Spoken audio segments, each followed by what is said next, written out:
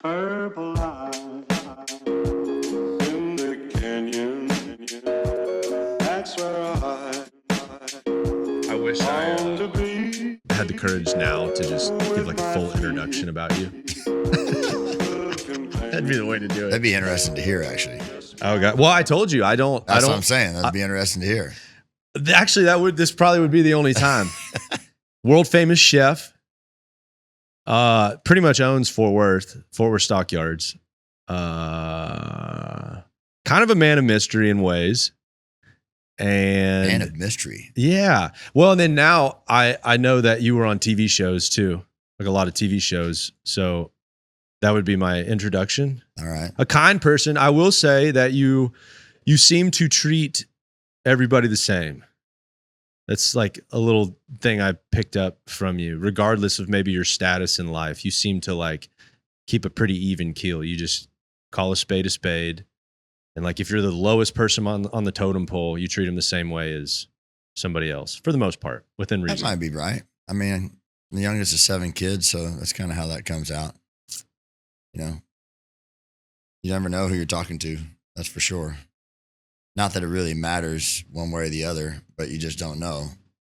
Might be somebody you need help from down the road, or might be somebody you end up not liking. But One of 7. You were the youngest too. So were you fighting for food? yeah, there wasn't very much food when I got to it. There was, Really? yeah, my parents were divorced when I was younger, so when the groceries came home, you know, I was 7 years younger than the closest one to me. That was a mistake. So by the time all the stuff was like mustard and cheese sandwiches and shit like that. There wasn't a lot to eat at the Love household. Okay. And all my brothers and sisters' friends all stayed at our house. We had this big house. And we lived in Denton. And back then, there was no high school in Argyle or any of these other places. And so people would come in for the week, just stay at our house. They ate everything we had. So my school lunch was kind of that's my vittles for sure. Is that beyond like just funny? Had 7 kids, wasn't a lot of food to go around, or was it really like you had a different Well, situation? No, it was different. I didn't know any different. So it wasn't, you know, I knew like my friends, I go to their house and obviously it was a lot different. But my family was so tight and we had so much fun. It really didn't affect me much. My mom went back to work. My dad did all the right things. It wasn't like he didn't pay his child support or do any of that stuff. And he, you know, gave my mom the house and so on and so forth. But she was a woman with no job and 7 kids. 2 of them went to college pretty much right away. And so we struggled pretty hard for a couple of years. Burned some dining room furniture in the fireplace and shit like that. Cut down a couple of trees in the front yard. How old would you have been when that was really bad? 8, 9, 10. You were, yeah. You were Yeah, definitely. I was the only dude left in the house. My 2 sisters, they were closest to me. Than my next 2 were 2 brothers, and they off to college as well. So through middle school, through high school, it was a struggle. Yeah, when I got into high school, I was the only one left at the house. We moved out of the big house finally, and my mom had a great job, and so it wasn't crazy. You know, it wasn't much of a struggle. There was just those few years there that was, and I always tell people this: I've been at the bottom before. It really wasn't that bad, so I've got a really high risk tolerance. So Your whole life, you've been that way. yeah. What did risk look like when you were younger? You know, we didn't have like when all my friends would be getting cars and stuff. I didn't get a car. I had to go to work and get a car. Things like that, but it was you know, kind of necessity is the mother of invention. I had a paper route since I was 11. Before that, I'd go cut down mistletoe out of trees and walk around during Christmas and sell it for $1 a bushel, you know, for all the neighborhood so I could make some money. Well, so that's hard work. You Yeah. learned how to work hard. Yeah. But where do you think you got the appetite for risk? The I just- appetite for losing it all? Yeah, I just really, I don't know, just never really been afraid of losing it all because I know I got a good family around me, you know, so losing money is just, I mean, I'll just go make more of it. So yeah, so do you think just learning how to work really hard from the bottom is how you develop an appetite for risk? I think so. I think that you know what it takes to live and live happily.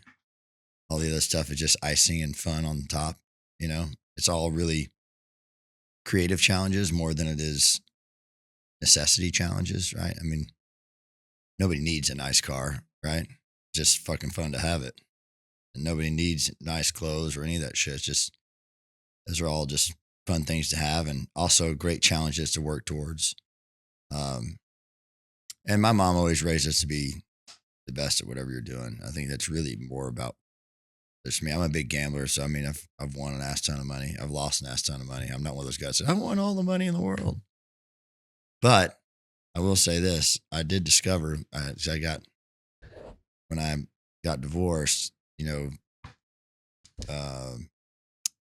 they ask you to report your winnings and earnings or whatever. I'm a fairly big gambler. I gamble on credit, so it's all recorded. Mm-hmm. And I was a little bit nervous about that because you can get some pickles with that. I mean, like sometimes the court will make you pay half of your losses, or even though my ex-wife was right there gambling with me the whole time. Wait. Make you pay half your losses? Yeah. Wait, how does that? I've never heard of that in my life. It's a true statement though. Because then this didn't happen with me because I get my report and it turns out I was up like for a lifetime since 1998. I was up like almost $1 million. No kidding. Yeah. So you're an unbelievable. I was like, whatever. What, that seems so holy cow. So you get to pay half of what you make and half of what you lose. It's crazy. I've never heard anything the like rules don't seem right. I can tell you that, but I've genuinely never heard that before. Yeah. Do you know anybody that's had to do that? Oh yeah. Pay half of their loss. Oh my goodness. It gets in it. That's if it's when people get really sideways. I mean, my ex-wife and I didn't really get sideways. Yeah. She's a great woman, so on and so forth. Her attorney, not so great. She was trying to find all the stir angles. us up, and we were, we did pretty good. And well, but yeah. So anyways, I've had some times where I've lost money, just to be clear, and I guess that's why I have this appetite for gambling. I love to play blackjack, and I love to gamble. And who taught you all that? My mom. No kidding. Yeah, my mom's a badass blackjack player. She's still around? Oh yeah. Yeah. 88 next month. Whoa. She lives like in Fort Worth? Yeah, she lives in Flower Mound now, but she's lived in Denton. I have a restaurant in Denton named after her called Queenie's. It was a steakhouse in Denton. So yeah, I did not know you owned Queenie's. Yeah. We go there for we've been there for a couple anniversaries. Oh, awesome. My wife got super hammered at one of them. You're welcome. Yeah, I got hammered too. In her defense. Let's not discount just to one person. I understand. So your mom taught you to gamble. Yeah. What was like the first thing what was your first introduction to Well, we like played a lot of cards. Her parents, my grandparents, loved to play cards. We have a family game called Shanghai Rummy. It's very similar to gin. Okay. But you bet while you play. And my pop, he wouldn't let us play unless you gambled. So we used to, when we were 6, 7, you gamble with pennies. Yeah. 1 penny, 2 penny, and 3 pennies in the pot, and all this stuff. Now we play 5, 10, and 20, As a family? Yeah. You got, $5 if you're down, $10 if you're not, and 20 in the pot. Yeah. Anyways, it's a lot of fun, but that's where she taught me how to play cards and all that. And then, eventually we started playing blackjack at home and stuff. And then, I mean, to this day, if I took my mom to Vegas and went and played blackjack, she'd stay up with me all night long playing blackjack. She loves it. No problem. She loves it. She still freaks out when I make her bet over $25, but sometimes I'm like, Mom, you got to bet more money. We're winning. Yeah. Bet more money. Did you go down the craps rabbit hole much? I love craps and I love to play craps. I just don't make money at craps. So, my son and I play craps a lot. Yeah. And it's just such a fun social. Correct. And he loves to throw the bones and I love being there with him. And I love it when, he played football at Texas. And so his number was 44. So we bet that hard 8 all the time. And when it hits, we go nuts. And I love that. That's the best. Dude. It's the best. And I just don't, when I decide I'm going to try to make some money, I play blackjack. Although. So, but you're just playing like basic strategy? No, I play a lot of intuition.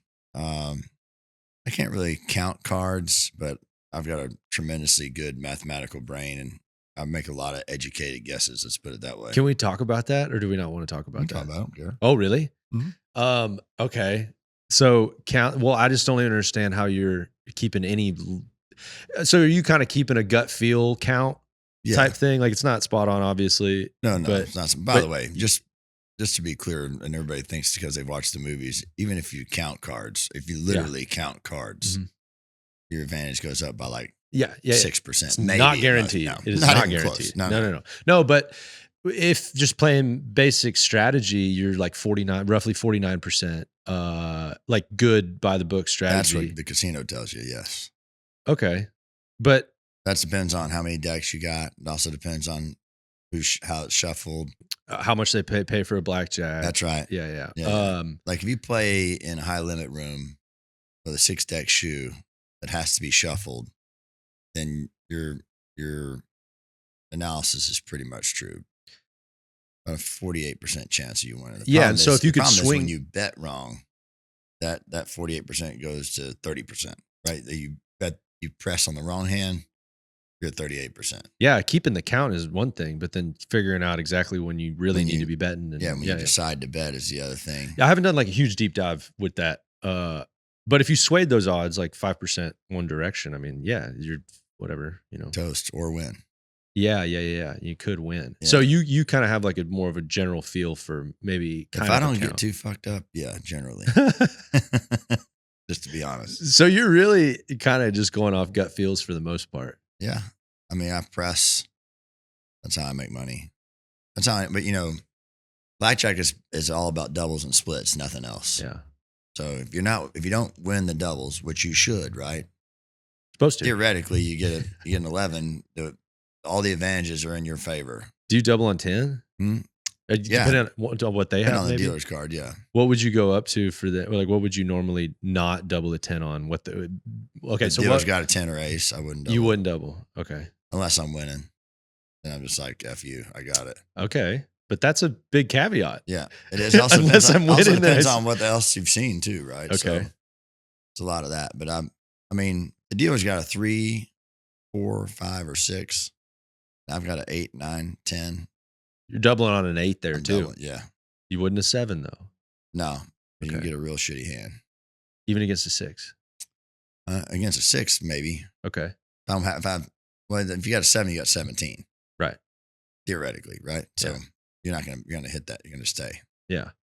So you could potentially double a 7 against a 6. Yeah, but if you double a 7 against a 6, by the way, you're adding a card to a winning hand. To be dumb. Because you have both cards up, right? So you either have a 6, meaning 16. Yeah. Right. You're confusing the deal. Oh, right. So you got 7. Yeah. You're talking about if you have a 3 and a 4. Yeah. Correct. Just make sure where we're at. Yeah. Absolutely. If you have 7. If I have a 7 and the dealer's got a 6, I'd probably double that. Yeah. Okay. Is that considered loose? Well, most likely you're going to get a card, but you can't take another card anyway. Exactly. But if you get a 4, you're like, shit. But you're living with it regardless, because you just took their 4. You got to think of it that way. I haven't ever thought of it that way. Yeah, so they would have had 20. I mean, that's how I convince myself. Yeah, we're all making that's how the math works. Yeah, justifying. Yeah. My favorite is calling a card and getting it. Oh yeah, there's nothing. And then you're a hero, right? Oh, bro. How'd you know? Of course I knew. Dude. Yeah. Or even before they flip over my second card and I have a 7 and I'm just like, give me a 4 one time. And they do it. There's a little black lady sitting next to me and she's like, oh my gosh. How'd you do that? Watch me do it again. Or get up. One of the two. Yeah. I say little black lady because they're usually the ones that don't care if I'm smoking a cigarette for whatever reason. Or Asians, like an Asian lady. They don't mind cigarettes. But white ladies, a lot of times. White ladies are going to complain about everything. We know that. Yeah. That's why I play by myself. Gluten-free. Yeah. Pescatarian. Yeah, exactly. Gluten-free lady next to you got to watch out. Or carry the pills so that we don't have to worry about it. Okay, so what is a gluten pill? Well, if most people are not allergic to gluten, or gluten averse is what the new term is. So if you have a celiac disease, which does exist, that means you can't have gluten. It'll really fuck you up. But most people are gluten averse or just don't want to have it because, maybe it doesn't make them feel good. Or that's their theory that it's the gluten. Well, no, I mean, some people like my fiance, for instance, she's done all the tests. I mean, if she eats gluten, it's not going to kill her. She doesn't feel good or she's bloated, shit like that. So they make gluten pills, which you take the pill and it attaches to the gluten. So it removes it from your body before it goes into the system. Interesting. I've never even heard of that. Now, I'm sure if you take this every day, it's probably not great for you, but you take it when you, like, for instance, we'll go to. Yeah, if you're at a place where it's like kind of rude to not, or it's just Well, no, it's like, awkward. she loves pasta. And so it's like, or if we're traveling and we're going to go eat a badass dinner, I might take the pills. Yeah. So, which that's my whole point. I know there's people out there that have allergies, but like, it's rare. It's not, people are like, I'm allergic to cilantro. I'm like, no, you just don't like cilantro. That's fine. But don't tell me you're fucking allergic to it, because that sends a signal through my kitchen of like, we got to protect this person. Oh, yeah. It amplifies. You see what I'm saying? Yeah. Totally. Absolutely. Well, generally speaking, in society, words have gotten so watered down where people just throw stuff around that, like the idea of calling somebody a racist nowadays is, for me, that's a big deal. Like, excuse me? But now everybody just says like everything's racist. It just diminishes the actual value of the word. Right. Or like now the everybody's qualification of the word. I have anxiety. It's like, that's another great because you're broke and you don't work. Yeah. Like go get a job and you might not be as anxious. Just human. Humans get anxious. No, yeah, a lot of anxiety is making you go do something and be productive. I feel unproductive. Yeah. Or there's all, or like everybody now like says I have autism. They're like, just touch of the tism. I'm a little autistic. It's like, there's people that are actually autistic. Exactly. And it's a big deal. Yeah. Yeah. And because you're a little quirky in social settings. ADHD, that's another one that gets tossed around a lot. Yeah. It's like, who has that attention? Nobody does. Like, no one. Everybody's a squirrel in their own right. And especially with all the drugs that are out there now, you wandering around, nobody knows what the hell is happening. I just can't focus when I'm doing my taxes. Yeah, no shit. Yeah, because it sucks. It sucks. It's not 80. You don't have a condition. It's crazy. Yeah, so do you have, like, how weird has that change been in your restaurants with all the allergy stuff? I feel like almost every restaurant you go to these days, you literally sit down. The first thing they say to you, anybody have any food allergies? And I appreciate the gesture, but it's more of what I would say is what people feel as a requirement now. I mean, to me, I don't like that as a greeting, but we don't do it. I also feel like it's the obligation of the diner, which would include me when I'm dining, right? If there's something that you can't have, you should present that to the server. Or more importantly, if you're really allergic to something, when you make the reservation, you should make that note. Hey, by the way, I'm allergic to gluten. I'm a celiac, for instance. Uh-huh. Okay. Well, then the kitchen's already prepared for you. And that way your guests aren't uncomfortable. The server's not uncomfortable. The kitchen's not uncomfortable. To me, it's the obligation of the diner. If you have special requests, which would be something good, like, hey, I want to make sure we get a bottle of champagne at the table, put it on this credit card, is the same to me as saying I'm allergic to peanuts, deathly allergic to peanuts. This is that and that is this. Do you fry your chips in peanut oil or, whatever that is? Pose those questions before you get to the restaurant. Allow the restaurant to make you be happy without embarrassing you, or not that it's embarrassing to have an allergy, but like to me, when I go to dinner with my friends, I want it to be about being with my friends and having fun, not about me having some sort of allergic reaction to something. Everybody gets on this weird tangent. Like, let's sit down and enjoy the food, and we'll make sure this guest's taken care of without any questions. Yeah. It's just but I'm old school, Have the oils become a big deal? Oh yeah. Like seed oils and all that shit. Yeah. Yeah. That's just another topic people like to talk about because it's in the news. Okay. Is there any validity to it? Yeah, there is. Oh, okay. Seed oils are pretty bad for you. Okay. Just to be clear. And don't confuse that with peanut oil. Peanut oil is not bad for you.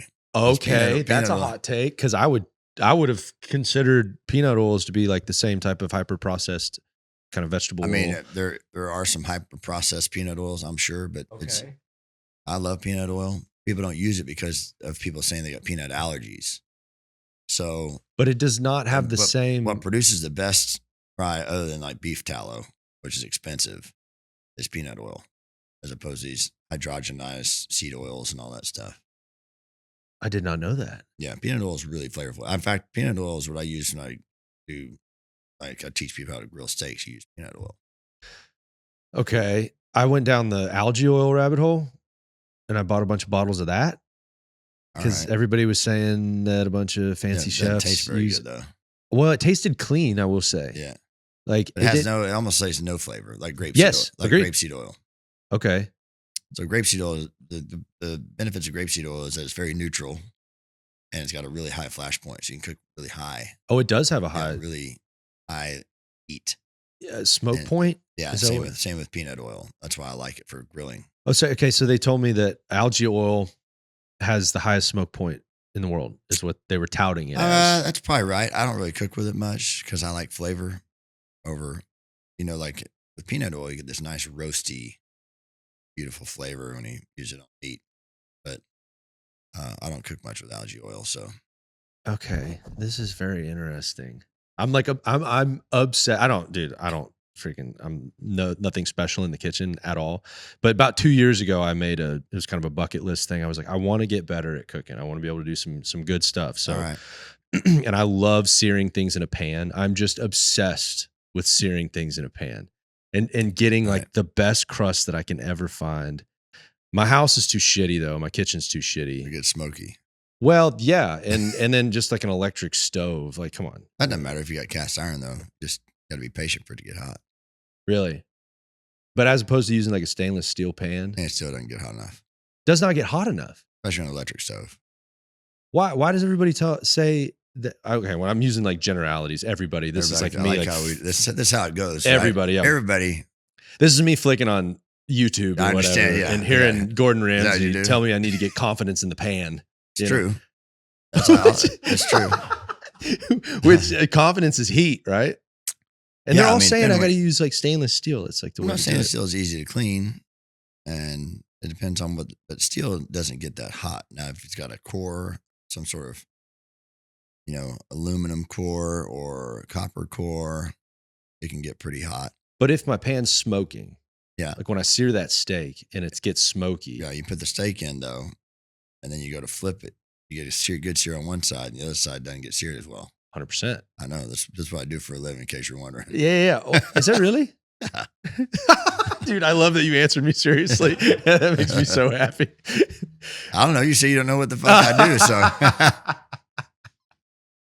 No, obviously I know what you do. Yeah. But I hate figuring out everything about somebody and then asking questions around it. Because I think people know. You talk about gut feelings. It's like you can kind of know when you ask somebody a question and they already know the answer to it, and they sort of lead it. So I was reading, and you're like, okay, it just kind of makes the question more boring. And probably when they give something, the reason you're typically asking a question that you know the answer to is because the answer's awesome. Oh yeah, as opposed to interesting. The answer's awesome instead of interesting. Well, it could be interesting too, and that's why you're asking it. But your reaction to it is not going to be the same as the first time you heard you read it or something. So I always like to keep it just as loose as possible. All right. Little bizarre. So you steer steaks in a stainless steel pan. That's how it works. Yeah. Well, but so flipping it, I can't get the sear on the other side. Too cold. Because it's too cold, but it's smoked on the other side. Well, because you can get the pan smoking hot no matter what. But then you put the meat in there, it immediately cools the pan off. Oh, it cools off too much. And then you can't ever get it hot again. That is exactly what's happening. What about the layer of so like salting my steak? I've gone back and forth between like letting it. Is that called brining when you salt it for a while or no? No, I mean a brine is when you a brine generally is a liquid. Okay. Salt is salt. Okay. So there's salt in brine. Okay. Don't get me wrong, but I don't really brine red meat at all. I do pork and chicken, any kind of poultry. Yeah. But I don't brine red. Okay, meat. but salting the steak for a while, letting it rest, I guess, before you cook it. I don't do that either. Okay. Yeah, I'm interesting. I want I get Jose Andres and I get in an argument about this all the time. He likes to salt steaks afterwards. I like to salt steaks just before we put it in the pan, right? He likes to sear it, and then when he slices it and then put salt on top. And I'm like, then it doesn't have that crust. Like, I mean, you can get the crust of the meat a little bit, but not. What you want is the crust of that salt and pepper mixed with the oil and the fat. And it's a real crisp, right? As an American, that's all. And the Spaniards, they don't know what the fuck they're talking about with meat. So they just cook them different. They like Yeah. them different. Yeah, it's a hot point for he and I. And we're good buds, so we talk shit all the time. But So he likes a little bit of a crust, but just not. he likes to be crust, but he won't want the seasoning. He wants the seasoning want a and seasoned season the meat crust. after. Interesting. And when you get a thick steak, man, you can't. It's like trying to season grits after. You can't do it. You know, season the water, cook the grits in the water, right? If you try to make grits and salt them, you'll never get salty enough. You can't do it. It seems like you really actually like love the actual, I guess. But what is it that you love about like cooking? I mean, it's the greatest thing in the world to me. Relaxing, sexy, fun, aggressive, adventurous, creative. I mean, you name it's an endless pattern of education. And it seems like one of the only arts that has like a real primal element to it. It's the only one. I don't know. Maybe it's not a bad opinion, I guess. I mean, you know, there's so many forms of cooking, right? It's not just like there is of painting, but you know, in the end, there's a lot of science to cooking. So it's a good blend. Like in you know, if somebody who's a great painter, I mean, they blend colors, yes. It's the only scientific part to it, maybe. But there's not really like in cooking, there's real science to the way things combine and the way they separate. And I guess the science behind some of the other arts is only in the tools that you use to make the art. yeah, that might be right. You know, like, But there's not actually in the essence of making the art, there's not a lot of well, science. no, but if you take a piece of wood and you put a chisel on it, right, it's going to make a mark. Right. But you take an egg and you can cook it 20 different ways. Yeah. And it does 20 different things and 20 different textures and 20 different ability. I mean, like, it's crazy. You can take, I mean, there's, you know, 20 something stages of cooking an onion. They all have a name. They all taste different. They all have different texture. They all do different things for different dishes. You know, the way you cut an onion flavors things completely different than cutting it a different way. Flavor wise? Yeah, like you take an onion and you slice it, right? Like you put a slice of onion on top of your burger, Yeah. which is the only real reason you'd ever slice an onion, or you're making onion rings. It's super pungent. You're saying slice an onion versus like dicing an onion? No, then you take the onion and you turn it the other way and you slice it. The traditional, you know, I'm talking about rings, right? Yes, sir. If you take the onion and turn it 90 degrees and slice it, it's called a julienne onion. And when you do that, you are only breaking like, I don't know, 1/50th, 1/100th of the cells that you do when you cut it like a ring. So it's much more pungent when you cut it like a ring. That's why you put it on a burger with the cheese and the fatty meat and all that stuff. But you julienne the onion, just turn the other way to put it on a salad so it's nice and light on your palate and doesn't overtake everything. Wow. The only thing I knew about it, I'd learned how to dice an onion, I guess, like a year ago, which I'm still trying to get better at. Where I guess you do Then you slice it flat a couple times and come back across this way, and then you come back that way. 3 Yeah. steps. Yeah. or 3. I guess I'm only doing them. Oh yeah, I'm doing it 3 times. Yeah. Yeah. But then I guess by not cutting the root portion of it. You leave the root to hold it together. Yeah. Yeah. But then by not cutting that, it doesn't seem to No, don't come water. up with the shit about water in your eyes. It does. Just about how sharp your knife is. No kidding. The more you smash the onion, The the more more it it- releases, like I'm talking about. And that's how sharp my knife is? Yeah, because if it's not sharp, you're bursting the onion as it's cutting through as opposed to slicing through. Man alive. That's free, by the way. Yeah. Yeah. This is all free information. Right now. I We're out. do find it. I love it. I'm trying to get more into it as an art form. What attracted me the most to cooking is just the primal part of it. I guess the art behind it is when I make something, I get so excited. If I'm proud of it, I get way more excited about somebody else having it than me having it. Like, Always. I don't even want like the good parts. That's the point of cooking. It's like to please people. That's So- all. That's my whole motto in life. Like, what do I do to make people happy? And Do you think you're a people pleaser? I do. Were you always that way? Yeah, I think I kind of had to be. You know, you figure out ways to make people happy. It makes your day a lot happier. It always does. I mean, I can't think of an instance where you could do something for somebody that makes them happy. You walk away and you're like, man, that sucked. It never happens that way. It always happens the opposite of that. Yeah, but why would everybody not be a people pleaser? Do they just not realize that or something? I think so. I mean, I think that's kind of in general in humanity right now. Well, and being People a are so people, worried about, in my opinion, people are so worried about what other people think of them in every fucking step of the way that they forget that how easy it would be to get somebody a glass of water and like, oh man, thank you. Like, you're welcome. You walk away, man, that's awesome. speaking of, do you want another cocktail? I always want cocktails. Hey, Steve. There was he should remember what he had, I think. Fortaleza, soda, and a lime. Yeah, cool. But people pleasing nowadays kind of has a negative connotation. How do you say that?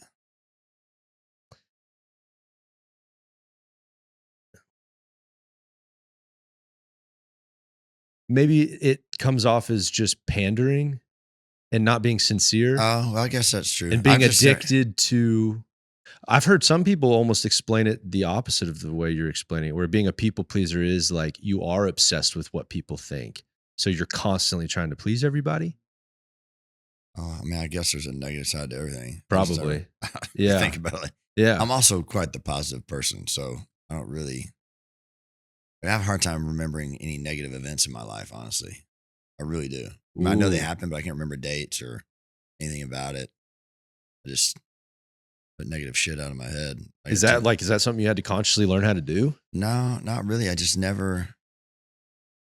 I'm forever an optimist, man. I'm a half full all the time kind of person. I'm always dreaming, always thinking of things that people say I can't do, and figuring out ways just to do it, just to see if I can do it sometimes. I have a theory about that type of person, just in terms of just being youngest children. I've noticed most people in my experience that are like very creative and kind of have that independent streak to them and are and they love like developing their own ideas and chasing down their own like kind of thoughts and dreams. Oftentimes in my experience have been youngest children. I'm the youngest of 3. And the only way I can make sense of that is that I had a lot of time just being lugged around to just different events. And I had a lot of time to just think about, just be alone with my thoughts. And I was forced to just sit at a ballerina thing. Oh yeah, all the time, all the time. I mean, I used to sit there. My sister was in drill team, right? I had to watch their practice every day because I mean, there's nobody to babysit me or anything. Go entertain yourself. Yeah. So you figure that shit out, I guess. Have you noticed that a lot of creatives are youngest children? Because I've seen it conversely too, where if you were the center of attention because you were the baby, that also. Yeah, I don't know about that. I do think there's a lot. I think there's a lot to, what zodiac sign you are. I think there's a lot to where you are in the span of the children of the family. I think that all plays. I just do. Have you ever seen that? You ever had kind of. It's based on where you were born, what time you were born. I just had it down in Tulum. It's crazy. It's not. I mean, I Can't don't think know of a what it's lot about called. it. It's not like palm reading kind of stuff. No, it's not palm reading. Cards. It's a straight up it's a algorithm this guy came up with in the 70s, and it talks about, how you communicate with people and how you receive things and like where you are best suited. Oh, is this not the test that a lot of companies have used now? No, not like a personality test. It's like a certain thing in there. It says where a place where you're most comfortable. So, for instance, my fiance, hers was valleys, and the guy's like not necessarily. Oh yeah. Thank you. I didn't know you got me one. The guy's like not necessarily. Just because it says valley doesn't mean you need to live in the valley, but you need to be looking at a valley. This is where you'll be happiest. And, he's like, mine was mountain. So I moved to Tulum, which has no mountains, but I live on the top floor. Like those types of things. And this, you can't make this shit up, by the way. And the guy goes, and he turns the page. We're having this reading done. And he turns the page. He goes, and you know where my happy place was? Kitchen. Literally, that's what it said. I'm like, what the fuck? Knew nothing about you. No. In fact, so then he goes in and says, Now, kitchen doesn't necessarily mean in a kitchen. It can mean that you live well in chaos with things going around you. I mean, he starts going into these descriptions, and we're sitting there, and we had some room service on the floor. He goes like this, there's just things are kind of astray. Your clothes are around, and it's like you live well in that. And I said, I'm actually a professional stuff. He goes, no shit. He turned white. Oh, it freaked him out. Yeah. I mean, so this guy figured out this thing, and I'm gonna think of what it's called. It's like it's not. But you said it's an reading. algorithm. Yeah, this guy. So it's not like a magic kind of thing. No, it's by being born at this time from this area, and I like the other question. Maybe Oh, you it look it does? up.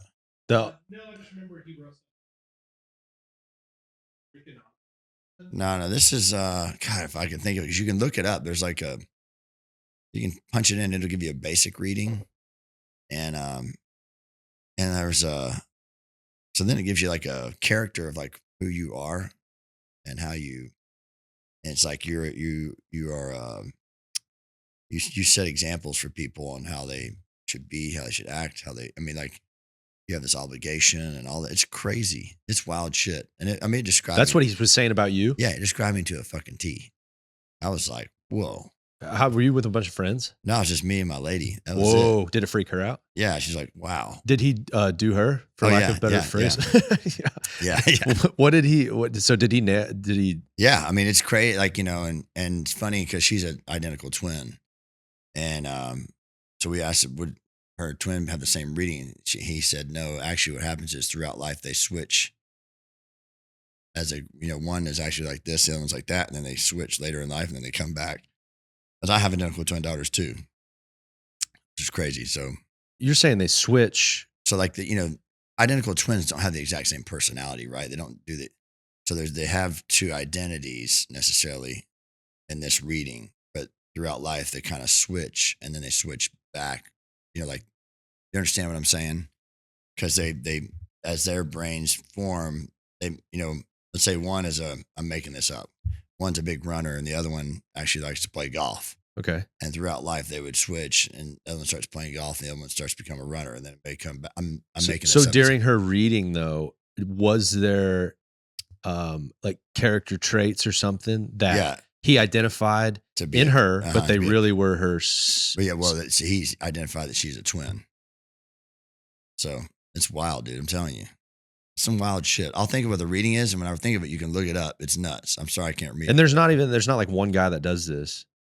No, it's the dude came up with the. Yeah. It's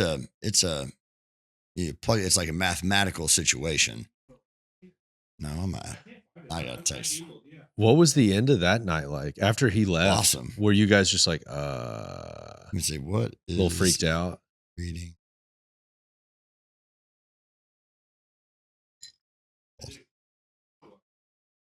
I know. I'm as soon as it happens, I'll figure it out. But let's move on. But it's awesome Oh no, because when you do it, we can sit in it forever. That's plug your fascinating. shit in it. You're Yeah. like, whoa, it's wild. Yeah, it's weird that it's not like a magic trick. No, it's not a magic trick at all, and it's hold on, maybe she hit me right back. Human design. That's it. So it's your human design. Look that up. Human design. Human design. Yeah, that would have put me in a tailspin for the rest of the night. Yeah. Like I'd have been just. Well, we were kind of. I mean, we were. You're already blown away pretty by it. sauced, yeah. No, we weren't. Like, if we went to, have you ever been to Tulum? I have. We almost went, but I haven't been able to go yet. Man, so my lady likes the wellness stuff. We do a lot of yoga, and she wanted to do all these readings. We did the chakra, we did the human design, and all this stuff. And we would get up in the morning, do 2 hours of yoga, middle of the jungle. And then we go do one of these readings, and then we do a big massage deal, and then we go have lunch and get wasted. Man, that sounds nice. It was ridiculous. I had so much fun. I mean, it's one of the best trips I've taken with her. And it was like, we were going to go to Italy, which I love. And I'm like, we really only have 5 days. We really want to spend 2 days of it on an airplane. You know what I'm saying? I was like, man, I looked up Tulum. It's all the things you like, She's like, all right. So You fly into Cancun, right? Then you got to we drive. did. There's an airport in Tulum now, though. We flew out of Really? Tulum, flew into Cancun, flew out of Tulum. Because when we were going to go, there was still, you know how everybody talks, like when you go anywhere, it's super dangerous. Yeah. Like pretty much anywhere international. Everybody tells you it's just the most dangerous place in the world. Tulum seems pretty chill though. There's parts you don't want to go to. Okay. Just like every city. This is a little bit in Tulum. They got real popular there for a minute. Yeah, there's some cartel stuff, but that's when you go into downtown. You stay in that what they call the beach zone or the hotel zone. Okay. It's pretty damn safe. Dude, I found some Airbnbs down there that were just badass. Oh yeah, but I would say, they are badass. But man, we stayed in this cool little boutique hotel and walked everywhere. There's 3 or 4 1- and 2-star Michelin restaurants there Really? that are all outdoor. I mean, it's sick. So you flew straight into Tulum? Yeah, Yeah. You like 5 days is what you said? yeah, it was awesome. Why do you love Italy? Best food in the world. So chill. Great beaches. I mean, what's not to like? I've never been to the beaches there. We Oh, went man, when I yeah. was young. The food, I liked American Italian food more. Oh, really? Yeah. Where'd you go? Well, we went to Venice, Florence, and Rome. And my dad's like obsessed with Italian food. Obsessed. Yeah. And so he was super excited about it. And I swear we hit every trattoria that exists. Everywhere he saw it. And just like everywhere, you can find some bad food. okay. Well, it wasn't bad. It was Yeah. different. It actually seemed similar to how people describe like traditional Mexican food to me. No, yeah, it Where they're like, well, that ain't the real stuff. Like this Tex-Mex stuff ain't the real stuff. And I'm like, well, this Tex-Mex That's stuff. why they call it Tex-Mex, and it's fucking delicious. And it seems more flavorful in my opinion. It's just different, like you said. Different. Yeah. Yeah, I think, just like you can't get a Caesar salad in Italy because it didn't come from Italy. It came from Mexico. But Oh, Caesar salad did. Yeah. Interesting. That's a fun fact. somehow it found its way to American Italian, which by the way, don't get me wrong, I fucking love Caesar salad. I love Caesar salad, Yeah. but I think it's one of the weirdest dishes ever. Why's that? Oh, don't you make it with Anchovies, I just find that so bizarre. Who thought of that to make a sauce out of that? And then Well, the Italians really thought of blending anchovies into a lot of things and vinaigrettes and stuff like that. So like you'd be surprised if you put an anchovy into something and blend it up, how good it tastes. really, Yeah. God, it shows you how That ignorant salty I am on umami from anchovy is amazing. It's like, you may not want to eat it outright because it's pretty powerful, but like, you go in the store, like the Asian section, there's stuff called fish sauce. Yeah. Next time you make a pot of beans, just put some fish sauce in it and see what happens. You'll be like, what the fuck just happened? Oh my gosh, dude, that's awesome. Yeah, it's a game changer for you. That's like a little, pardon the French, but ancient Chinese secret, man. You're making anything that's rich, a rich stew or something like that. Just add some fish sauce to it. Be like, wow, whole different level. That's incredible. So like even what about like a bean soup? Yeah, 100%. So I would puree it. No, Or you're making bean soup, right? You know how to make bean soup. Just put a little fish sauce in it. just fish sauce. Yeah, while it's simmering. That's fascinating. Yeah, but I guess the weird part about Caesar salad is eating it all growing up. That seems like something, if I knew how it was made, I would not have liked it. As a kid, Well, no, that's just because some reason in America we tell people anchovies are bad and they're not. That's all it is. It's just marketing. I would have just never known. It doesn't taste fish. Well, if you get, I guess No, sometimes it only tastes does. fishy when you tell somebody's anchovy and you're like, oh, I can taste it now. That is No, very just before true. it just tasted awesome. The human palate is very bizarre. Yeah. And then do you smoke cigarettes or anything? No, Did you used to? smoke weed. Oh, you do? Yeah, not often, but yeah, I smoke weed. But cigarettes are never my thing. Really? Even being a chef? Nah, Because is that just a stupid stereotype, or is that pretty true that a lot of chefs smoke? it's just a stress thing, I think. Ironically, it actually increases your blood pressure. Yeah, but it makes you feel better when you smoke. Yeah. I guess. I don't know. I don't smoke, but I'm more of a take a shot of tequila kind of guy. Yeah. I'm stressed. Well, I'd probably just do both. Let's be honest, dude. After a show, back alley, a beer and a cigarette is just. That's the king for you right there. Oh my gosh, there's not a whole lot better. My wife hates it though. This studio is right next to a cigar bar, so Yeah. and we smoke cigars on here sometimes, so it always smells like.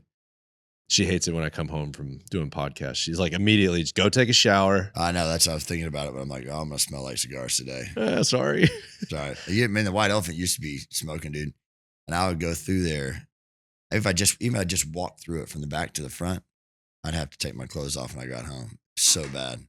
Really? Just in that bar? Oh, dude, insane. When did it stop being smoking? I think like 10 years ago, but it didn't come. Damn, soon that's not enough. that long ago. No, Holy cow. it was. I mean, I bought it. I remember the city of Fort Worth was like, oh yeah, they're gonna get away with smoking in maybe 2 more years, and it ended up being like 10. I was like, God. And you dang. owned it at that time. Yeah, Yeah. that's right. Yeah, How long have you owned it? 24 years. White Elephant. I mean, but shoot, at this point, I mean, what all do you own in the stockyards? Let's see, Ático at the top of the Spring Hill Suites, my Spanish tapas bar, Is that the one with the views and all that. Yeah, and then it's got the grassy wall or something? that's right. Uh huh. Yeah. All right. Okay. Yeah, that. Tannahill's Tavern, Tannahill's Music Hall, T's Pizza Shop, the Love Collection, my clothing store. Well, okay. Does that have any relation to Love Shack? Yeah, Love Shack is my Okay. as well. The Yeah, burger joint okay. next to White Elephant. Yeah. And then Caterina is my high-end American Italian restaurant. If you like American Italian, you need to go to that spot. It's right across from Tannahill. And then, Oh, all right. and then Lonesome Dove, obviously. And then I thought, what about the Mexican restaurant? Oh yeah, Paloma Suerte. Shit, Oh, I'm you sorry. just forgot about it. Oh yeah, and my private club called Loteria also. So Private club. yeah, it's above Tannahills? Paloma and Tannahills. Yeah. Yeah, okay. That's what you showed me when I was That's over right, there. uh-huh. We went, okay. Very cool. Yeah, the one of the most fascinating things about you that I should have included in your introduction too. I forgot about this Yeah. part. But was walking around the place and you knew light fixtures, like, and stuff on the wall. Like, you knew every little thing, every little detail that you would think with as much shit as you have going on. I mean, come on, the light fixtures. But you're like, oh no, this is from this place, this guy. This is how I found that to be very, very impressive. That was so cool. Well, thank you. Artist. You gotta stay focused. Yeah, and you can tell like that rooftop bar. That's funny now that I know. When I went, I didn't know that you owned it, but now thinking back on it, just the vibe of that place, it makes sense. Yeah, it's a cool spot, man. Very cool. That was kind of my inspiration for that was a place called Cañete in Barcelona. Fucking badass tapas bar. And, What does tapas mean? small plates, not a restaurant. So the service is different. The service at Ático is not traditional table, 4 chairs, silverware set. It's more like get cocktails, have fun, drink wine, and order badass food, and it comes out and everybody eats off of it. Yeah. I love that vibe. That's a Spanish Spanish. inspired thing, Mm-hmm. but that would not be something that they would go to for dinner, or it would be. It's just People a different. go to it for dinner, but it's not a dinner place. Okay. It's not a restaurant. Okay. And it took a while to convince people what that means. Like, we don't have a hostess. You come in, you find a spot, somebody approaches you, gets you some cocktails, start having fucking fun. Yeah. You want some bites, you order some bites. You want some more bites, order some more bites. Not like, here's your first course, your second course, just traditional for what I do. But you just order, and you want some more shit, you order more shit. So you just how long have you been in? What was your first restaurant in Fort Worth? Because did Lonesome everything? Dove. Lonesome Oh, Dove. it was. 25 years this past June. Congrats. Yeah, that's a feat, by the way, in my industry. 25 years, same place, What's the typical timeline? 6 to 8 at most. Is that like they go out of business or you move on to something else? Well, most people have a 5 or a 10-year lease. So either A, they don't renew, or B, they go out of business. Before? Yeah. It's a tough What business. percentage do you think? I know there's a lot of statistics out there, I don't know Mm-hmm. if any of them are right or wrong, but it's not in my favor. Let's put it that way. Well, I You think know? like, isn't it just like 90% of small businesses in general fail in the first 5 years or something? Yeah, first couple of years, really. So a restaurant would probably be like 98% or something. It gets amped a little bit, and it's really a cash flow problem. And so when independents like me open a restaurant that don't have a lot of cash, you get pinched, because 1 month. Yeah, you get one bad spot, you're screwed. Yeah. Yeah. So I guess that's probably across all small businesses, just like Yeah. under capitalization. Hmm. That's a big word for me. I appreciate that, by the way. I'm Capitalization. going to put that right in my mental notes. Yeah, I'm still Because I freaking. get undercapitalized. I'm like, whoa. Whoa. This guy knows what the fuck he's talking about. Freaking cowboy hat. I thought he was stupid. He doesn't know what tapas means, Yeah. but By God. You do now. Capitalization. Yeah. Yeah, undercapitalization. You just know that they're undercapitalized. I just learned that before this podcast to impress you, to be honest. I like that. A little bit of effort, huh? Hey, man, you got to put some effort somewhere. Dude, I'm a big effort guy. That as I've gotten older, I think I've always been this way. I think I just recognize it now. But effort is one of my biggest like turn-ons. Just like giving a shit. Yeah, I agree with that. Because like like what I grew up around was, or like in the 90s, like with Nirvana and the grunge movement and punk and all that was very like, I don't give a shit about anything. Like apathy was cool. And then so in the 2000s growing up, there was that wave of, and maybe it's always existed with kids where if you got a C on the test, you barely passed, but you didn't study at all. You put in no effort, but you still passed. It's like, that's cool. As opposed to the person that tried really hard. To get a C is different. Or even if they got an A. Yeah. It's still not as cool as the guy that didn't try and got a C, which I think as you get old, that's stupid. Yeah. That's very stupid. Effort's and you're badass. you're sitting there going, man, if I just would have put 20% more effort into X, Y, or Z, Yeah. how different would that be? Or you get into personal relationships and, like I've been married for 7 years and somebody saying, it's like apathy in a relationship is probably one of the worst things ever. Got to be the worst. Because it's dangerous too, because being apathetic can actually get you a lot of power in a relationship. If the other person does care, because you can get them doing a lot for you and you don't put forth and then any it makes effort. It even worse, really. Because Yeah. then you're unappreciative and yeah. So now just like when people care about something and then noticing some people in life that they might go through their entire life and never give 100% effort in anything that they do. I'm talking 100%. There's people that go through their whole life and can't look back on anything that they tried their hardest at. And I think that's so sad. You don't have that joy. That's where, the joy is knowing that you did everything you can to make something great. That's me. Make something great. Like, have fun. If you're going to do it all. I say this to the team all the time. Like I just gave one of my very few all staff meetings last Friday. And unfortunately, the liquor board in Tennessee screwed up my renewal and came and literally said, you no longer have a liquor license. This is at Friday at like 2 p.m. When was this? Last Friday. Oh my gosh. And so they deliver this notice. They tell my general manager, you got to lock the booze up, literally. So I read the letter, and the letter actually says you can't serve liquor after August 15th, which was Friday. So I tell the team, I'm going to fix this. You don't need to worry about it. It says after the 15th. We'll follow the letter. You can serve liquor tonight. Problem is, it's Friday, and we can't serve on Saturday or Sunday. And of course, that's a problem. And my sister, who handles my accounting calls, there's a mix up in our bond. We have a $36,600 bond that they require us to keep. They keep our money, no interest. And they increased it to $3,000 more, which we never got notice of.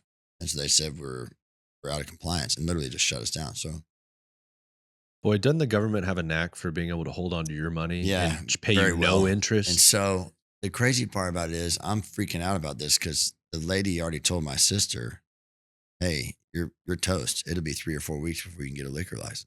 You don't have a license anymore. That's what they told her. It's not like about a renewal anymore. You're out. So... And this is not for just one restaurant? Or this is for one restaurant in Knoxville, Tennessee. Okay. So that puts you. Think about it. 4 weeks. That puts you like under almost. Well, yeah, it'll put me under, and my employees don't have jobs. Yeah. The most important thing now, I'm about to give this speech to my employees, trying to amp them up for what's coming up. I'm in the middle of, I'm about to lose this restaurant for a month. Yeah. And so, getting back to best efforts, my speech was, and I've got this guy on the phone. He's working with me. I'm doing the best I can. My assistant's there. And I got to get on the Zoom. And I got to be 120% for my team. Right? Because I'm about to lose potentially, $250,000, $300,000 in revenue. And what I keep thinking about was the same thing I was going to tell them was, only person that knows your brand is you, right? And your brand is the one thing that nobody else can take away from you, can influence. Only you can influence your own personal brand. And when you choose to take a job, doesn't matter what the job is or where you go apply for that job, right? and they interview you and you sell them a bill of goods about your brand. For instance, you as a musician, like, I want to play this gig and this is the amount of people I draw. This is my audience. This is what it is. You're selling it, right? And then the person you sell it to either accepts or denies. Pretty simple mathematical equation. However, if it's accepted, and there's a new level of what your brand has to represent, which is you got to deliver on the bill of goods you just fucking sold somebody.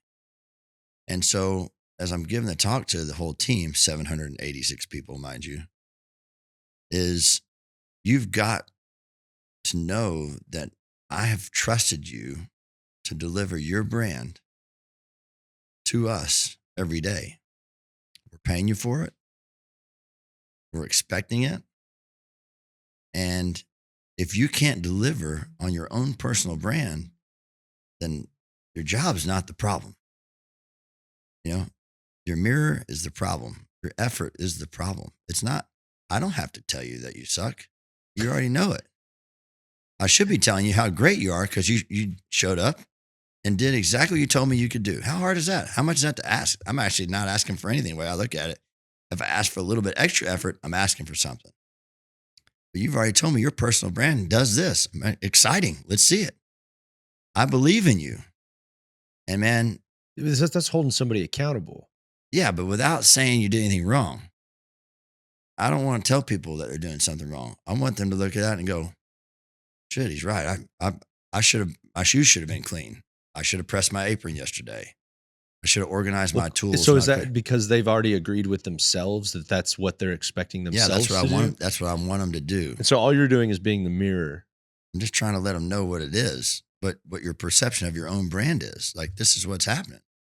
The reason why people succeed is they give the best efforts into their brand and people recognize that and give them opportunity. And so this is a speech that you're giving to them. Yeah. While I'm in the shit. And, but that's part of what you're saying. Give everything you got all the time. And you got to be able to segregate things certain times.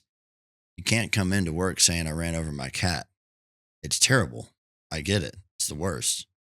But again, you didn't tell me that I can do all these things except for if my cat gets run over. Yeah. You didn't tell me that. Now, if you did, then that's on me to decide whether or not your brand is worthy to be in the position that I'm putting you into. Do you think you like intuitively just had these types of thoughts, or was there some people that like taught you to think this way? I try to every day be better for my own brand. Yeah, but where would that have came from? I don't know. Just do it. Experience. You've always had that type of, was there any defining moment in your life where you said, I need to get my shit together? Or no, I always just want to be better. Like, you know, to the point, like, not that it was that bad to be at the bottom. But like, I mean, I don't necessarily want to be there. There's only one person that solves that problem, right? You got to constantly think of ways and put yourself next to people, put yourself in certain groups, put yourself around those who want to achieve things. I mean, it's a real simple, people talk about all the time, right? You hang around losers, you're a loser. You arrive with an outlaw, die with an outlaw. It's real simple. But that's tough. It's the truth. That's tough too, because I struggle with the idea of like wanting to, I like to help people, and at times I think it's healthy to be a good influence on some other people as opposed to constantly trying to find people that you can. No, but being a good influence on other people means you find people that want to be influenced. Oh, well, sure. Yeah. That's two different things. I mean, going up to, you know, a guy that doesn't show up for work every day, say, man, let me help you out. And he goes, yeah, that'd be great, dude. Can you give me $20? And you give him $20 the next day, he doesn't show up. I mean, to me, that's a bad influence. To continue on.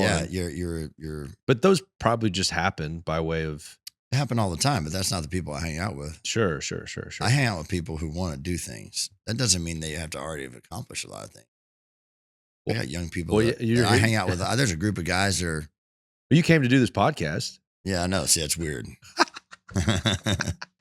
Just cold turkey. They're like 15 years younger than me, 16, something like that. There's a group of guys I see. They look very similar to the group of guys I hang out with, right? Okay. And they want to do cool shit in life. Yeah. And they strive to hang out with me and my group, right? And I do the same because I want to learn from them.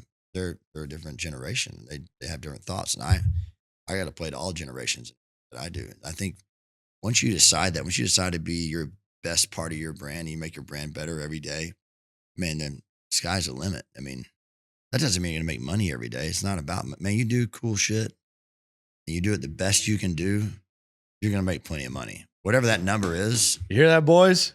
It's true, though. Just do cool shit. It's true, man. Just keep doing it.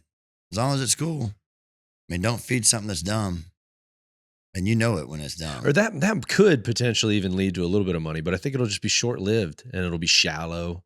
And you don't it's not authentic. I mean, I live my life the exact way I lived it for forever. You know, I get a reputation sometimes of being an asshole, and it's only because I'm focused on my mission. And those that want to come along with me, I'm going to take care of them the best I can do and do cool stuff for them. And those that want to just talk shit and find some way that I'm a jerk or whatever, like, it don't bother me. Get on down there. But way before social media, I've been dealing with it. So. Well, you're direct, which nowadays, because I get the asshole thing sometimes because I'm pretty direct with people for the most part, and nowadays that's not taken super well. People perceive that as being an asshole, but I find like passive aggressiveness and indirectness. I think it's the worst. Oh yeah, it drives me nuts. I mean, if you think I'm a dick, I'd rather just say, man, you're a dick. You're a dick. You're being a dick. And then like, let's talk about it. Why do you think I'm a dick? And then let's maybe come to some sort of either that or not hang out, which is fine. I mean, sometimes you just don't get along with certain people. Yeah. I don't feel like you got to get along with everybody. You just can't be mean to people. I'm not a mean person. So for some reason you've perceived me to be mean, I'd like to find that out. Maybe I can work on my brand a little bit. Maybe my delivery is bad for you. I get it. I can say I'm not afraid to say I'm sorry if I hurt somebody's feelings, but I'm also not afraid to say what I think is right. And sometimes it hurts people's feelings.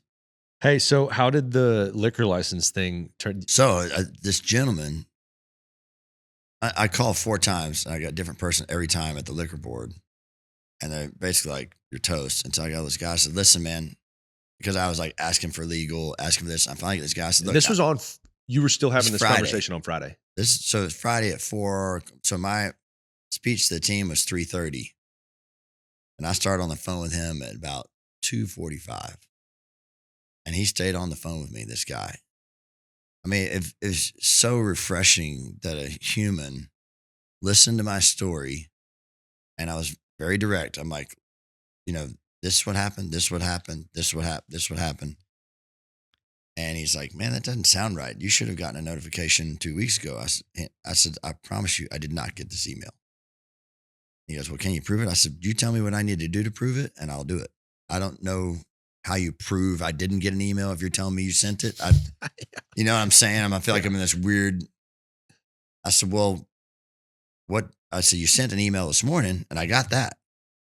And I said, but it was sent to somebody that we no longer employ. And you should have received a bounce back email from them. And he goes, well, she did, because he's looking up the officer's account. She did see it. I said, well, then why don't you look back on this day you say you sent it and see if you got a bounce back email that day? Because I said, and by the way, if you did get a bounce back email when the time you said you sent it 2 weeks ago, why wouldn't you contact us going, hey, we sent you this email and it came right back? I mean, like, yeah, now you're, anyways, now you're he dug deeper. And I mean, it was amazing how great this guy was. Okay. Like, just stay with me, be patient. We're on the phone an hour and 40 minutes, dude. He solved it at 4:40. He's like, your license has been renewed. He goes, I got to tell you, I've only had the sergeant or whatever this lady's name is, which I never spoke to her. He was emailing her and emailing the officer that shut us down and all this stuff.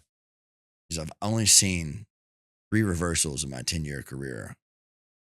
He goes, although I feel like this is very justified. He goes, it's pretty crazy. It's like, oh, thank God. But, you know, my team never even knew it. You know why? Because I'm not going to put that burden on them. That's my problem to solve. And that's back to you just got to give everything you got all the time. And most of the time you're going to get good results. I mean, you're going to miss. I mean, dude, people strike out. That's how it goes. See, that's the type I've noticed, regardless of industry, what you do, business, music, anything. I've always found like successful people, and it doesn't even have anything to do with money, but Usually money follows some level of like a successful endeavor. Money usually follows it. But successful people that have accomplished things at a very high level, I've noticed you can get those people in a room, even if they have really nothing in common, and they're going to get along and really connect. And I've found that like one of the major kind of little threads between all of them is they've done some really exceptional things that nobody will ever know about. And it's almost like you can kind of see it with successful people that they've done stuff where it's like their team didn't know about it. They've carried burdens and maybe achieved things that no one will ever find out. They've worked really hard at improving certain aspects of themselves that nobody will ever know about. They've put in work like in silence, or they've suffered in silence and like suffered on their own. Yeah. Regardless of if you're like a freaking piano player, an opera singer, or you build restaurants, or you whatever, or you're a surfer. Yeah. There's a lot to do that, people unfortunately on social media want to show off everything they do. Yeah. And I don't know if that's good or bad. I mean, I think it plays on people's jealousies and things like that for sure. But to me, man,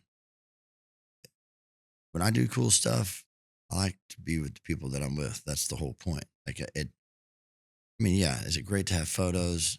Now we got videos anywhere you want, all that stuff. All that shit's beautiful for historical reasons. But I think the whole show off thing to me is just not cool. I mean, show off is doing it, right? Yeah. And then that's the thing. I mean, that's the whole gig. I mean, it's like when you go to dinner and people are like, oh man, I was in Mexico. Look at this. And they get their phone out, they start flipping. And next thing you know, it's like 10 minutes. Oh yeah, I'm going to find it. This fish I caught. You're like, yeah, it's like, God, dude. Say, man, just tell me the story, bro. Just tell me. Yeah, no kidding. Tell me the story, man. Yes. Was it badass? Was it cool? Did you fall in the fucking water? Yeah, you That's got why, nothing. like, You got at nothing else Caterina's, out of we that. don't allow phones for that Who? reason. At Caterina's, my fine dining Italian. Yeah. We put your phone in a bag like you're going to a Joe Rogan show. Well, yeah, it seems common with some of these other. It's the best. I got so much shit for that. No, do you got shit for it? Yeah. I bet there's some people that loved it. Oh no, people love it. But I'm just saying, it became a thing, right? It's this big controversial thing. I'm like, is it really that you really can't put your phone down for 2 hours and hang out with the people that you're with? I'm suspicious that there's people now that go there. Like that's probably like a definable, unique thing about that restaurant now. It's like the very thing. Oh, that 100%. It's the some very people- reason why people go. Exactly. The thing that people talk shit about, it's like lean into it a little bit harder. And then Yeah. people are like, you know what? That's cool. I find that everywhere. Most people are sitting back wondering, is everybody else like this? Is this cool? Okay. No, All right. Now I like it. Just pick a path and a purpose and stick to it. It's pretty simple formula for anything. Yeah. Easy to say though. Yeah, But there's easy a to lot say, of hard to noise, do. a lot of noise going on with everyone. I mean, regardless of how you decorate your house or the car you drive or how you dress. Yeah. Most people don't make those decisions purely based on whether or not they like it. Well, I mean, in music, think about it. In music, you have a gig and you're playing, you write a couple great songs and people love the songs, and all of a sudden you get a little bit of fame and somebody comes and signs you up, right? Mhm. And then you get bigger. And the next thing you know, you got a producer going, you really should play this. You're kind of like, I don't really play like that. Like, well, but this is what the sound they want. And you're like, yeah, I know, but I don't really play like that. Well, and ironically, why'd you guys sign me in the first Yeah, place? and like, I don't want to cut my hair like that, or I don't want to wear those clothes, or I don't. But people fold up into that, and next thing you know, their authenticity goes away, and everybody's like, "Wait, what happened to such and such?" It's now, and then they lose the fans. And it's like, you may get one good song out of it, 'cause it's like some super poppy song. Yeah. You know how that shit works. I see it all the time. Well, I've been living in that world for a long time. Of like all my stuff is a little odd and out of the box, whether it's music, how I dress, what I'd like, what I'm into, and it doesn't fit into this like categorical freaking. This is, and then it's easily identifiable because I don't sound like anybody else. I don't write songs like everybody else. I don't dress like everybody else. There's elements just here and there of how I was raised, but it's a difficult road to go, but I find it to be the most rewarding. Because also what I've found is people that are fans of whatever you do, they're probably people that you would get along with. Like you start to find an audience It could Yeah, probably, similar likes, obviously. or like yeah. this Italian restaurant where it's like you're putting up phones. The people that go there are people that want to have like a special experience and experience food in a certain way. You could probably pop around to those different tables, and every person you talk to are people that, like, if you were, like, you'd probably be friends with Yeah, I them. tell you, it's funny is in that restaurant is because they don't have their phones. You're at dinner, you start talking about current events, obviously, or start talking about movie and somebody, who's in that movie? Kind of like we were just couldn't figure out the human design thing, right? Right. So what I do, I pop my phone out. Sure. Well, you can't do that there. So what happens is they lean to their neighbor, Ooh. start a conversation. Ooh. And Ooh. do you guys know who was in this such and such movie? And they're like, then they get a conversation going. Next thing you know, these people become friends and they leave dinner and go have drinks at the White Elephant. It's the craziest shit, like old school That's human powerful. behavior. Man, I really hope that technology is getting to like a fever pitch where maybe people will consciously, it's like the Matrix. Like there will be Yeah. people that take the blue pill and people that take the red pill, and like people I that know. don't want to be a part of it and won't participate, and other ones that do. Like with the AI stuff, I've been talking about it a bunch with songwriting. Like I think there's a segment of society that doesn't care where their art comes from, Yeah. their perceived art. They don't care if it comes from a human or a robot. And there's another segment of society that goes, what the heck are you talking about? Yeah. it's pointless. That's I not mean, I art. write poems all the time, and I took a poem and You put do? put it to AI music, Oh, right. Yeah. which was really cool. Yeah, because I just want to see what it would sound like. Sure. And I'd rather have somebody cut the song. Right. Just putting it to music is pretty. It's fascinating, cool, but it brings it to takes out life. it. But And I'd rather give it. But what I'm saying is, I don't necessarily have. Somebody's not going to go cut my song. well, they're not going to cut the poem, right? Unless they have music to it, Right. and then an AI program can develop the music. But for songwriting specifically, like part of the human expression is somebody developing the melody and the chord Correct. progression. I agree 100%. And so it's Yeah. like it's taking out that element of human expression, Yeah. like write poetry, or like putting in the time to go meet people. Like if you're not good at like developing lyric or melodies or chord progressions, it's like even the part of like getting to know some people who are better at it. Yeah, I know. and They that can whole- do that with the lyrics and shit like that. It's crazy. Yeah. The AI thing really freaks me out. It should. But I think there's people that are going to participate in it and those that won't. There's people that want to go to a restaurant and just have a conversation and not have their The phones. good news is, I mean, AI is trying to cook, but it can't. Yeah, that's a funny one. It can't. I mean, it can write songs. I'm Yeah. not saying they're great or good Yeah. or not good. It can write music. Mhm. It can't cook. Well, yeah, Not and yet. I was mean, a horseshoer for a long time, and like I ain't gonna go shoe a horse. no, it Ain't happening. Ain't happening. Like for 100 years, probably. Robot ain't doing that. No, and nobody's gonna write the code for that anyway. Yeah, right. I mean, like, why are we gonna write? There's the not code? enough money in it. Right. Yeah, it's actually really interesting that. Very, because there are jobs like analysts. They're screwed. Oh, sure, If you're like a financial analyst, you're like done. Yeah, you're done. If you're, all that stuff is scaring a lot of people who make a lot of money. These interns and stuff that are coming in, like trying to learn certain businesses. It's like, man, I can't afford to pay you. I just hit this button. Yeah, isn't it funny that some of the jobs and careers that traditionally in like American society made the most money, your white collar, using your mind, Yeah, the smart people jobs made the most money, yeah, they're in trouble. are the first ones, and then you're like blue collar working with your hands, like a welder and that's a why any service business is so good right now. If you can own an air conditioning business, dude, you're gonna be right. rich. Yeah, Or electricians Right. or plumbers. I mean, all those vocational deals like that. Nobody knows how to do that shit anymore. I mean, Yeah. nobody. yeah. Isn't it crazy? I mean, I was in high school. We had to take all that shit. I took Yeah, we didn't get any of it. mechanics, wood shop. We did like electrical engineering. Like we had to do all that shit in high school. I mean, not that I'm saying I'm great at it, but at least I know it. Oh yeah, now I mean people. If I had to put a new plug in my house, I can do it. yeah, You try to ask somebody to do that now, it's like 30. They're like, "What are you talking about? You'll kill yourself." I'm like, "Well, no, man, it's just 3 wires, dude. You got to put them to the right thing." It's crazy. which might be part of the marketing too, where it's like you can't do it. You need to hire us. Yeah. It's not a bad idea. That's right. Well, sick, man. How many are you opening new restaurants now? We just opened a place called that Stewart's Croquet Club. That's Not that in you played. Fort Worth. That's Yeah. right. badass. Yeah. Small, fun. It's expensive, but it's really tight. It feels like a really exclusive club, even though it's not a membership. Tremendous cocktails, amazing continental American food.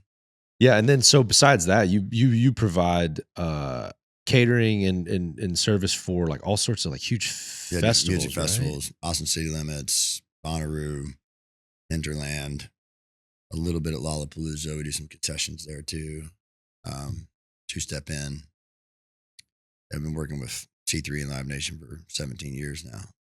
We also own Austin Food and Wine, which just went on sale today, by the way.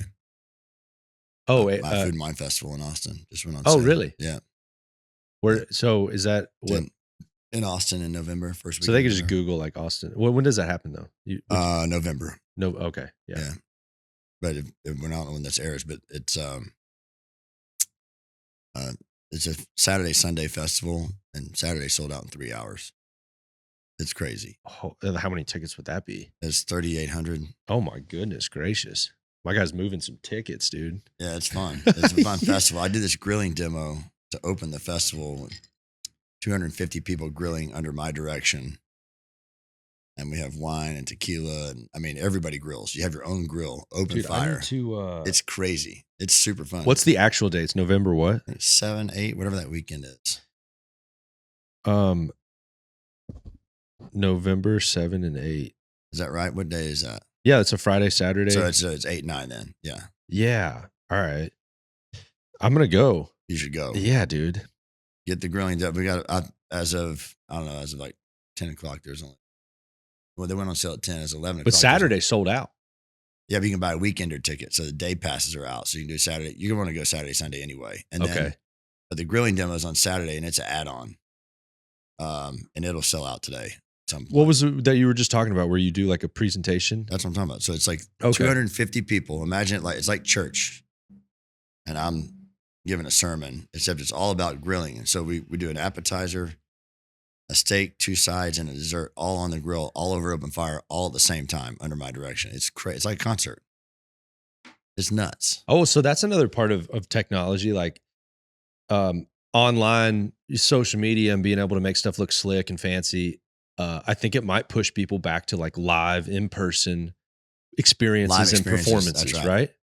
Well, that's how people are making money in music right now. It's live performances. Yeah, I know it's quick, but it happened just like that. I know. I put out my first record in 2019, and at that point, like in a year, I was like making almost as much money at just streaming royalties as I was shoeing horses, and I was like, "This is insane." Yeah, I can just sit around and just release music, and and this how that because I love the creative process. Oh, yeah. It's my favorite part of it. I like performance, but I love creative. So when you talk about just putting in the work. And the attention will come if you're doing cool shit. That's like the story of my life. Like the attention's cool, but like I like doing the actual work when nobody's around. And the idea that changed, like by 2023, 24, we're all talking about AI taking songwriting jobs, which is sad because I love the creative part. Yeah. But now it's like I pivoted where it's like, oh dang, dude, this is live. Yeah, like, we got to go play. Yeah, we got to go play and perform for play, people. Yeah, and I don't know how far that's going to go, but that. So I mean, everybody's betting on the come on that for sure. I can tell you that. Yeah, totally. More amphitheaters. Yes. More. Well, which is crazy that they saw it coming down the pike. Like we had no idea that's why they were doing it. You know, I mean, even people selling their massive catalogs of music for the last kind of decade, where you'd hear like so and so sold their catalog for $300 million, and I was always like, I wonder why. And then artists are putting out 40-song records, and I go, why are they dumping out all this? And I just thought, well, there's a lot of money in streaming. They're just trying to kind of money grab. But then, with the AI deal, the only way right now to certify organic, right, that you didn't use AI for your music is just if it predated AI. So all the value of all that music just went up exponentially. Correct.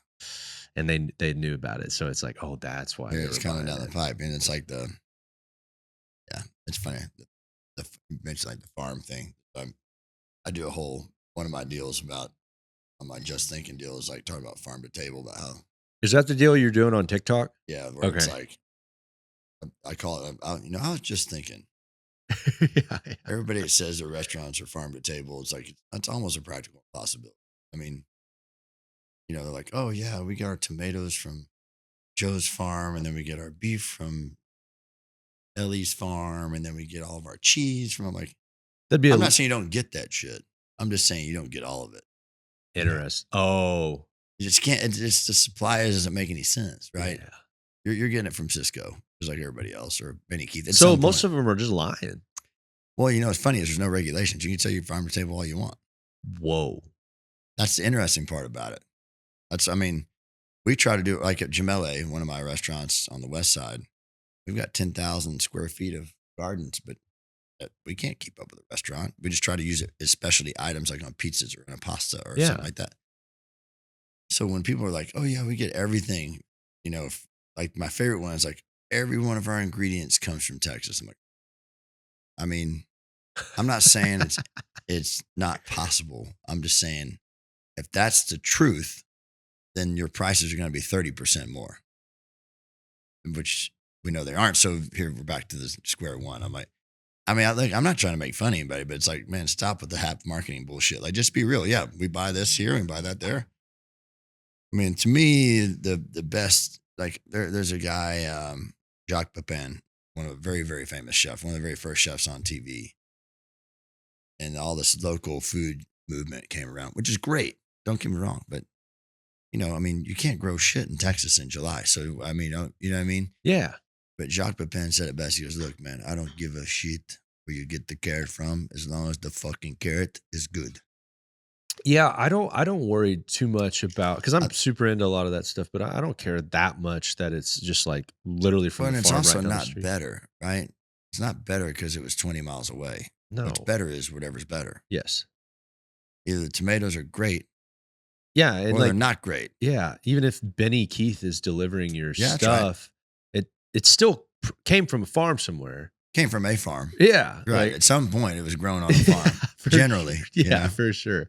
And so that's great, you know, but it's like this connotation of what we do in America of what, you know, it's like all natural. That's my favorite one. You know, all that kind of shit. Like everything on the planet's natural. Otherwise, it wouldn't be here.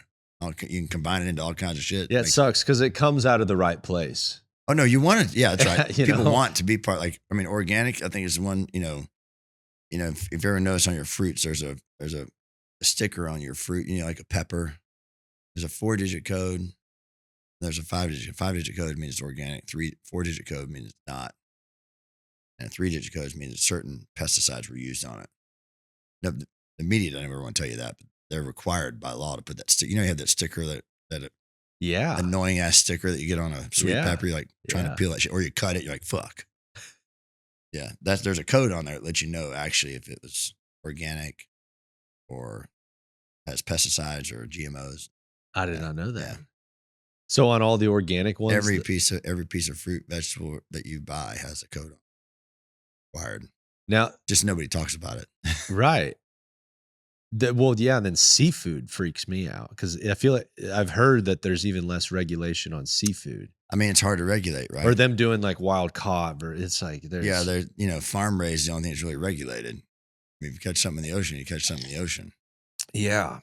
So, Or I found it interesting too. Like you could be in Texas eating a redfish, like a Texas redfish kind of thing, and it's like, but that was caught, I guess, down there, but then frozen and flown up to the market in the Northeast, and then brought back. yeah, most people think they're eating unfrozen fish, and that's a false statement.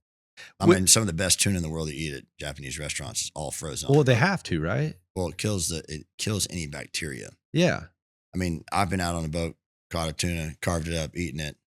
I mean, your likelihood of getting sick is very low, but to be sure you don't get sick, you drop it to sub-zero temperatures immediately. It kills all those little parasites that are in there.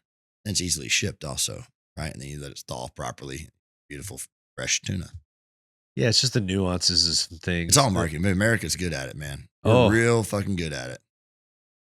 I mean, if there's a place in the world that we can make something that's really shitty be great, it's dead center of this country. I had somebody tell me that Chilean sea bass was a big marketing thing. Like, I guess years back, that was Well, considered trash fish, and now It's a Patagonian toothfish is the actual name of it. okay.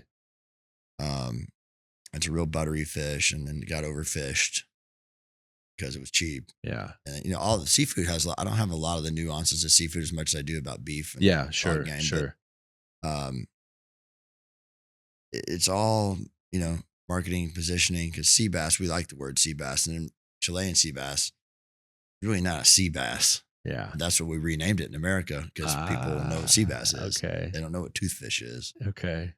And so, you know, black bass is a type of sea bass, which is a wonderful fish from the East Coast and smaller, and they're all in kind of the same family. The Patagonian toothfish really is. It's a bass, but it's not some of the extreme parts of the category. Much more buttery, thicker fish. Yeah. Man, you're an interesting guy. Very interesting. I've had an unbelievable time and all, like, I haven't been to all your restaurants, but like Lonesome Dove, I've had some great dinners at Lonesome Dove. And then the Mexican restaurant. You as don't well. have fun at Lonesome Dove, and Yeah, you got got something wrong with some you. issues. Yeah. And I love that. I just love the idea of being able to like sit in a restaurant, see the artwork, and like just see nuances of it, and just look around and know that there was a human behind it that had some thoughtfulness. You know, that's fun for me. So I appreciate it. Yeah, man, I've enjoyed it. Yeah, totally. Thank you for doing this. Yeah. Cool. Cheers. And me.